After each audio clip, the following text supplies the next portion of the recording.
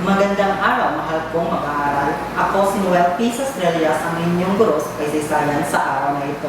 Magandang araw din po, mahal naming guro. Inaanyayahan lahat na tumayo para sa isang panalangin. Sa ngalan ng Ama ng Anak ng Diyos, Espiritu Santo, Amen.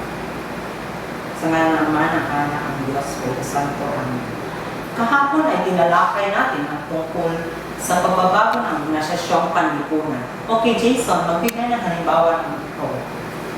Panastos ng mga gagawa at estado ng kabataan. Okay, magaling. Nakapunta na ba kayo sa National Museum? Opo, aming guro. Meron ba kayong napansin na lumang kagamitan kagaya ng itak na gawa sa bato? Opo. Meron ba kayong koleksyon sa inyong bahay na figurine? Wala pa po. Okay, bago tayo magpatuloy sa ating talakayan, narito ang ilan sa mga kataga na dapat natin isa-isip para lubos natin maintindihan ang ating diskusyon.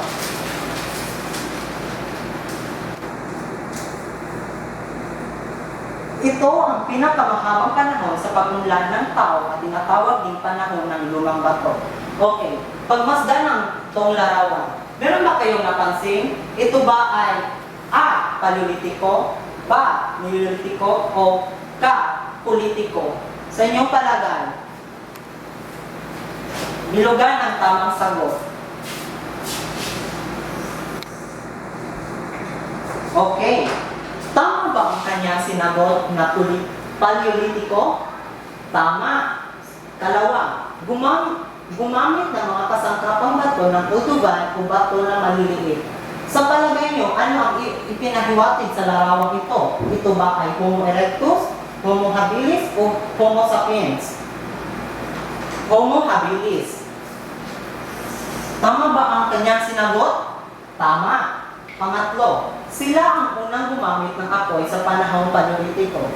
Sa inyong palagay, ano ang pinahiwatig sa larawang ito? Ito ba ay Homo erectus, Homo habilis, o Homo sapiens? Homo erectus. Tama ba ang kanyang sinagot? Tama.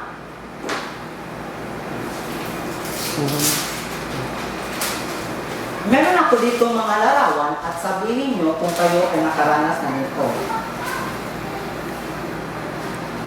Nakaranas na ba kayo ng kumuha ng isda gamit lamang ang sibat? Opo, aming guro. Magaling. Nakaranas na ba kayo ng gumawa ng apoy? Wala pa po.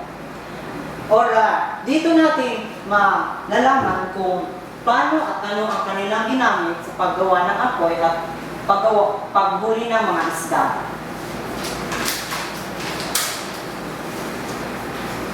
Okay, mag-aaral, humawa kayo ng mahigpit at tayo pupunta at maglakbay patungo sa panahon ng Paleolitiko.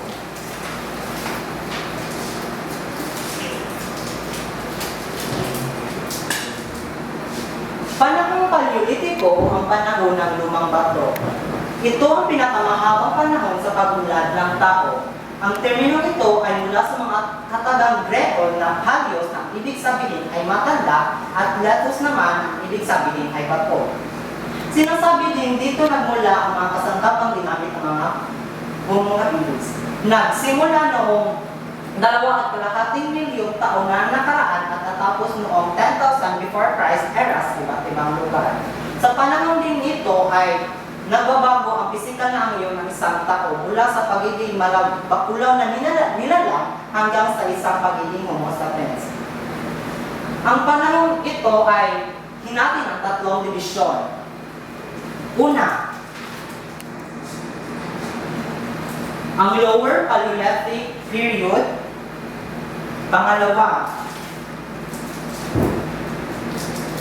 ang Middle Paleolithic period. At ang pangatlo, ang Upper Paleolithic period. Magsimula tayo sa Lower Paleolithic period.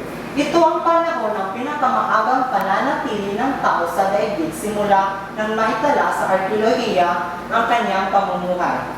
Ang Homo habilis ay mas mukhang tao kung ihambing natin sa nauna. Sila ay gumamit ng kasangkapang utuban o maliit na kasangkapang bato.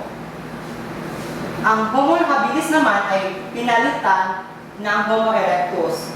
Sila ay mula ng 1.5 milyong before present at sila ay may kakayahang gumawa ng kagamitang bato. Sila rin ang unang gumamit ng apoy.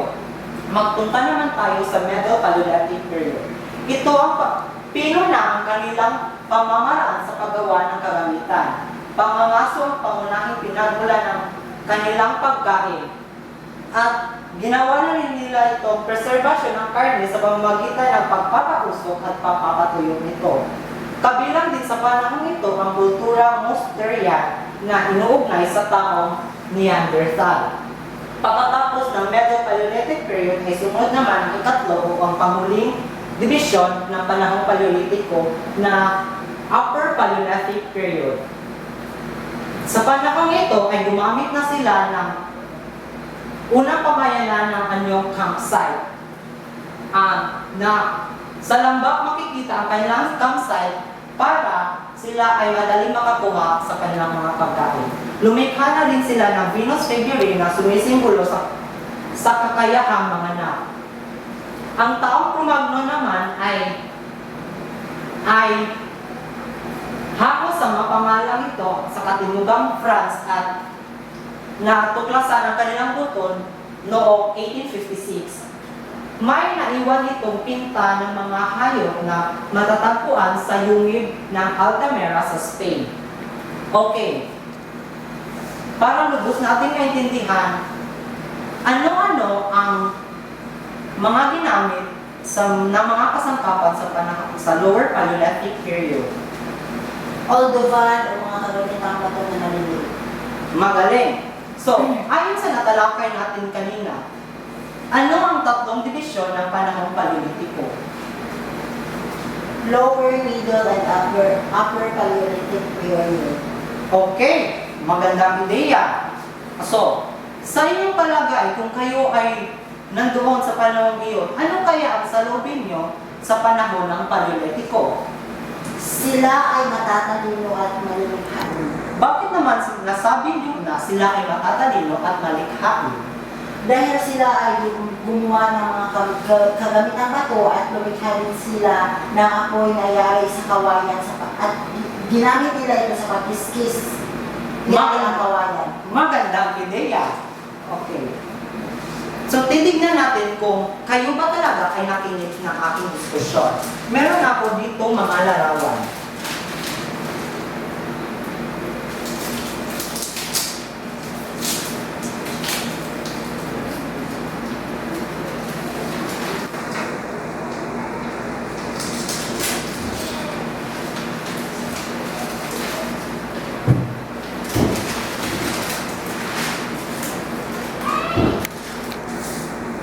Ang gagawin nyo ay ilipat ang mga letra sa kahon at bumuo ng isang salita na may kaugnay sa apat na mga larawan.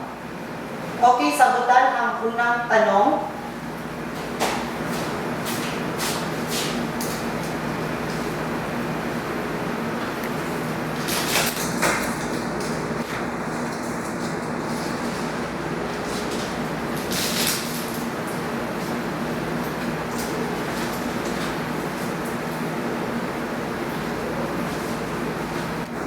Tama ba ang kanyang sinagot na bato? Tama! Dahil ang apat na larawan nito ay nagpapaliwanag na sa panahon ng bato. At sagutin naman ang pangalawang tanong.